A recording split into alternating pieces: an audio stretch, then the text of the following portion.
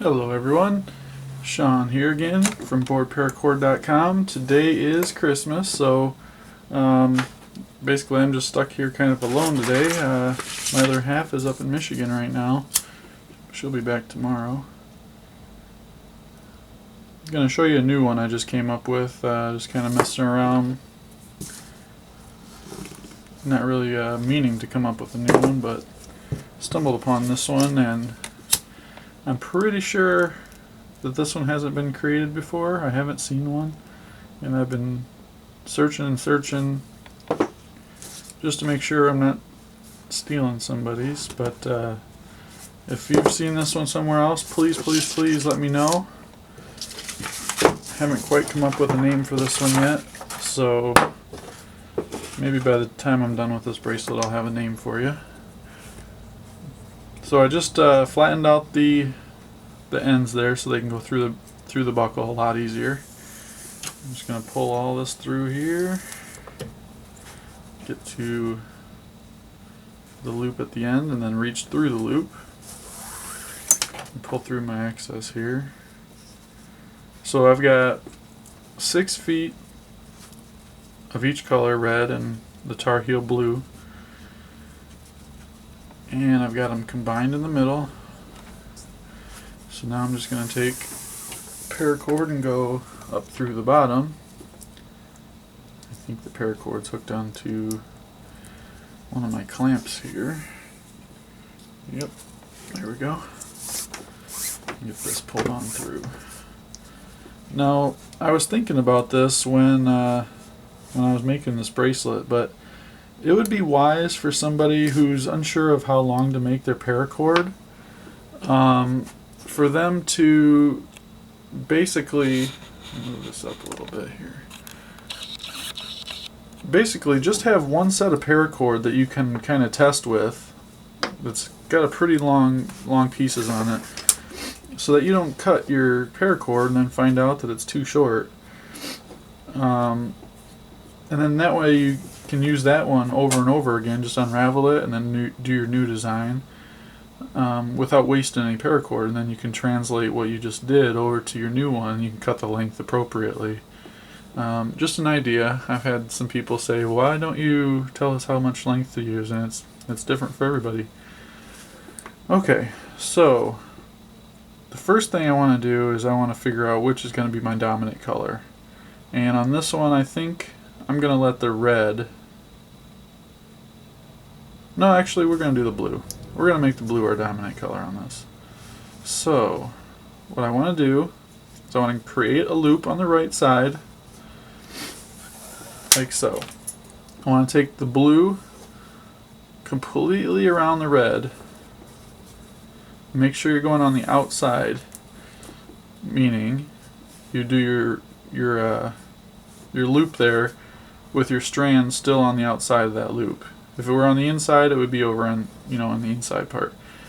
Okay, so once you've created that loop all the way around the red, you want to take your blue behind and through that red loop, and then pull everything nice and tight.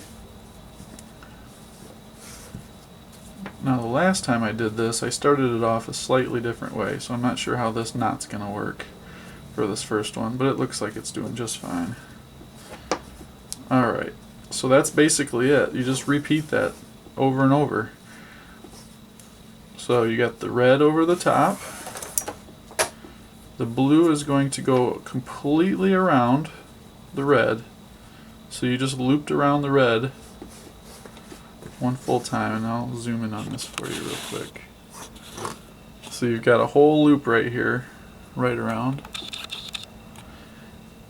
Now you're going to take the blue behind the back and through that red loop. Pull everything nice and tight. Sometimes you do have to pull this extra with this strand here. You got to pull that slack through so that you don't have a lot of slack right there.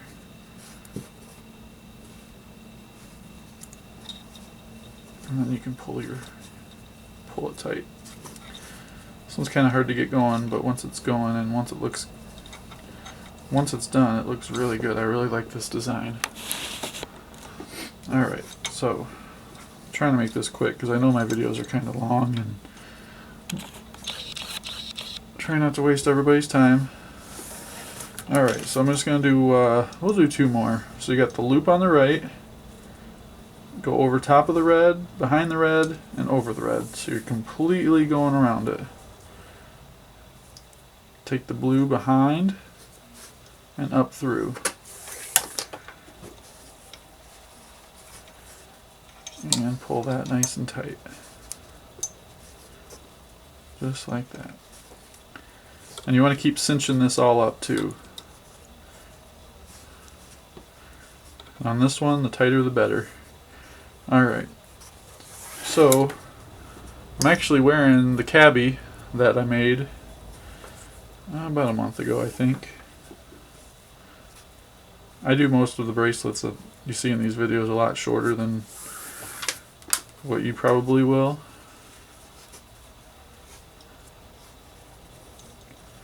So I don't have too many that are the right length for my wrist.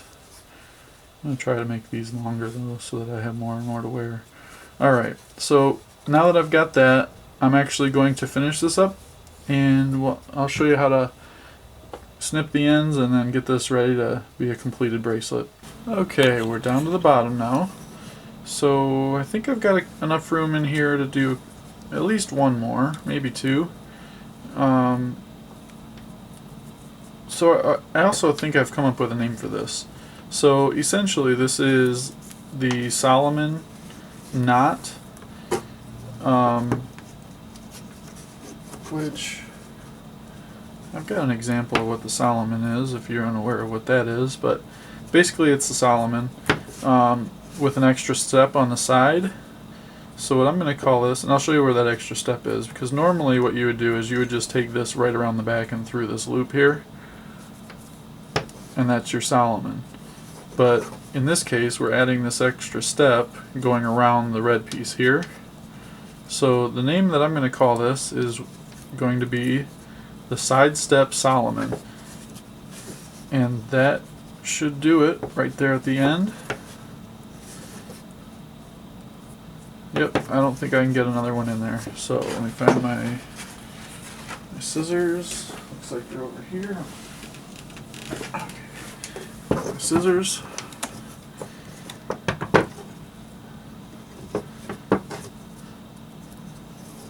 My sharp scissors, I might add. Give that a nice cut there. And using the low part of the flame, you want to liquefy the end.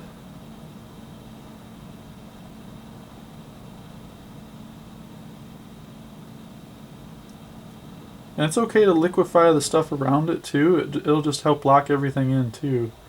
But you want to be careful that on the stuff that's around it, you don't actually heat it up too much because it'll separate the color from the white inner strands and you'll get a hole.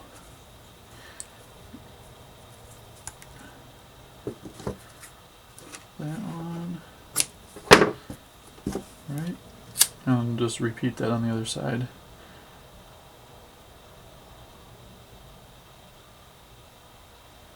So yeah, call this the Side Step Soloman. Actually, this one turned out a lot better than I thought it would.